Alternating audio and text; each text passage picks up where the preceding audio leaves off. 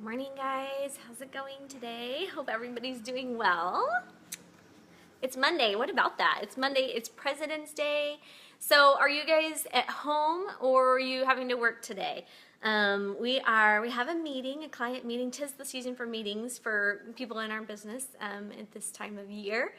And so we have a client meeting, but other than that, kids are taking off school, and I hope yours are too. I hope you're having an awesome day. Well, listen, I wanted to talk to you today. Oh, I got exciting news for you too. I'll tell you at the end. But I want to tell you at the end who our guest speaker is going to be on Friday, our guest interview. It's going to be so fun. She's an amazing woman, and you're going to be so inspired and encouraged by her. I am all the time, so it's going to be great. But today, I wanted to talk about rejection. What's wrong with me? Have you ever thought that thought when you get rejected, you get turned down for the job that you applied for, you get rejected for the promotion, you get rejected by the boyfriend or the girlfriend or the family member? What's wrong with me? That is how we can feel sometimes, and I felt that way. One of the major times I felt that way in my life, I had partnered with a person we've been working on a project for many years. Good morning, Kelly. Good morning, Sarah. Are you guys at home today? Good morning, Megan. Are you working? Home or working? So I don't know if it's a holiday for you or not. Some people it's not a holiday for. But I sat in this office and I was on the verge of tears. I don't know what my face looked like, but just inside my head was screaming, what's wrong with me? Good morning, Kelly. And what had happened was I had a partner. We'd been working on a project for many years, and I had been out of town, and I didn't know that there was some changes coming up.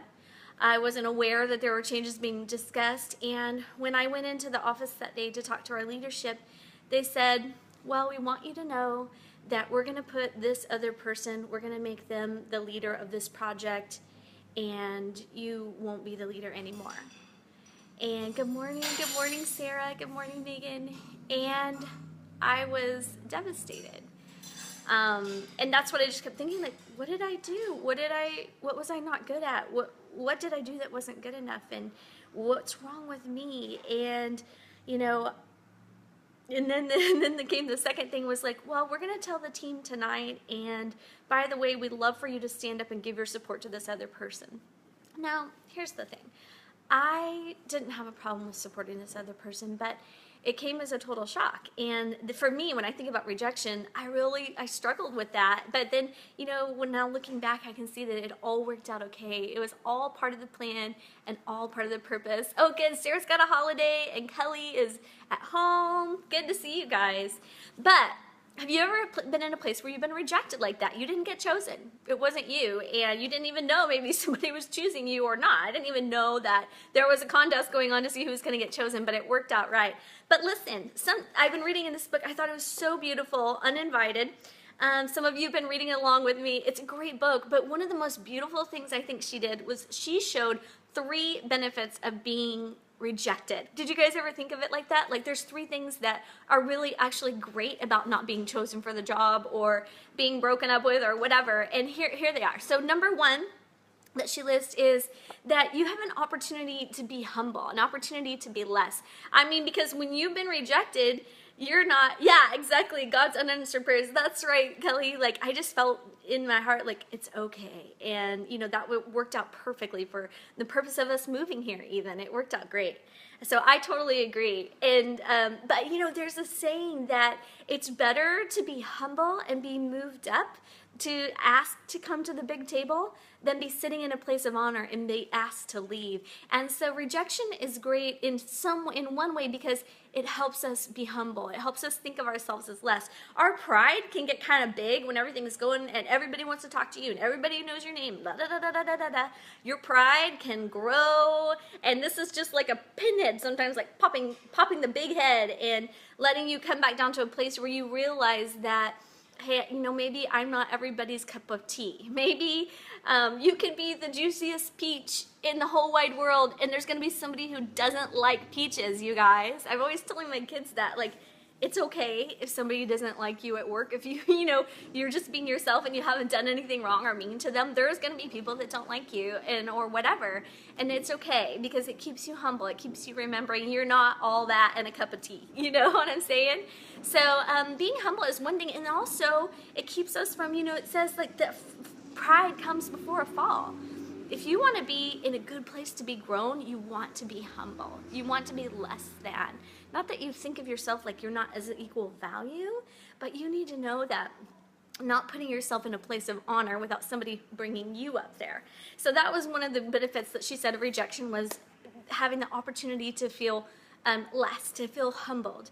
The second one that was the opportunity, and she put it in the words of the opportunity to be lonely, but I think a greater description would be the opportunity to have compassion. If you know what it's like to show up and sit at a table by yourself at a meeting and nobody comes to talk to you and you don't know anybody in the room, then the next time you go into that room, you're going to talk to that one person who's there lonely. You're going to know how it is. I mean, I went to 10 different schools before I graduated from high school.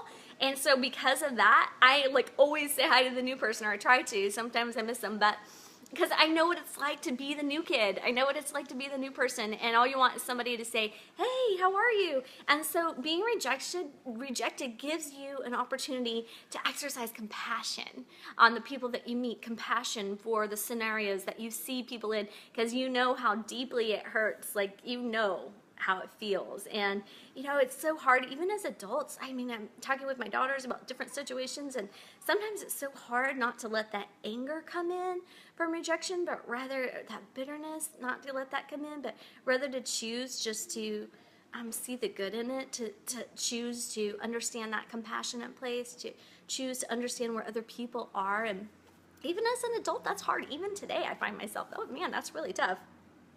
But it's good for us. It keeps us humble. And then the last thing she said is the gift of silence. When you're by yourself, or you've been rejected, or you're alone, that is one thing that you can do, is be silent and listen. Listen to what you feel God's voice is saying to you. Listen to what's going on inside. Listen to find the opportunities to listen to things that are going on around you. I find that I've gone to a couple of conferences by myself recently, and it's interesting being there alone and not knowing anybody, because I oftentimes find that I have more time to reflect and more time to think about what's going on, and instead of being caught up and just talking to everybody and blah, blah, blah, blah, blah, blah, blah, that gift of silence is being able to think and to listen and to absorb. And I'm not caught up in going out to dinner with my friends. I'm not caught up in giggling with them and writing notes, or what did this pastor say, blah, blah, blah, blah. I'm listening. And so in some ways, being alone being rejected can be a good thing. So one of my first vacation by myself this year, and I was so proud. I want to do that. Go on a vacation by yourself. That sounds so awesome. Tell me where you went. I can't remember. Okay, well, I hope that Kelly will tell us more about it, because I'm going to tell you now who our guest speaker for Friday is. She's an amazing woman. She runs a business, a local business here, and she has a team that works under her, and they're in the events industry, and they're providing all these beautiful events for people. But what I love most about this person is that she brings encouragement and positivity to social media, and I love that about her. And I always see her impacting her community. Like when the fires were up in Lake County, she was collecting stuff, and I went by and she had like tables and tables and tables of stuff. And I see her impacting the community around her in a powerful way. She's a business owner, she's a mom, and you probably know her. It's Kelly McCluskey-Delata. She's on right now, and I'm so excited to tell you guys. We're going to have a great interview on Friday at 10:30. Tune in. You are going to be inspired by a woman who is impacting her community, so be sure to come back. You went to San Diego to La Costa Spa. Oh, the Chopra Center is there too. It's really amazing, scary. Yeah, I bet. Outside my comfort zone, but it's something I'm going to do once a year. I love that so much, Kelly. That's such a great idea. Okay, we're going to have to hear more about that on Friday, and she'll tell us how she planned a vacation for herself, what were the biggest benefits of going on a vacation by yourself. So anyway, I hope you guys have a wonderful day. Remember, when you're getting rejected, don't let that bitterness and that anger come in. Choose to see the positive side of it, that you are going to have the opportunity to be humbled, that you're going to have the opportunity to have compassion on other people who are going through it, and that you're going to have the opportunity to listen and have the gift of silence and pay attention to what's going around you. Those are three things that are going to be a great result of being rejected.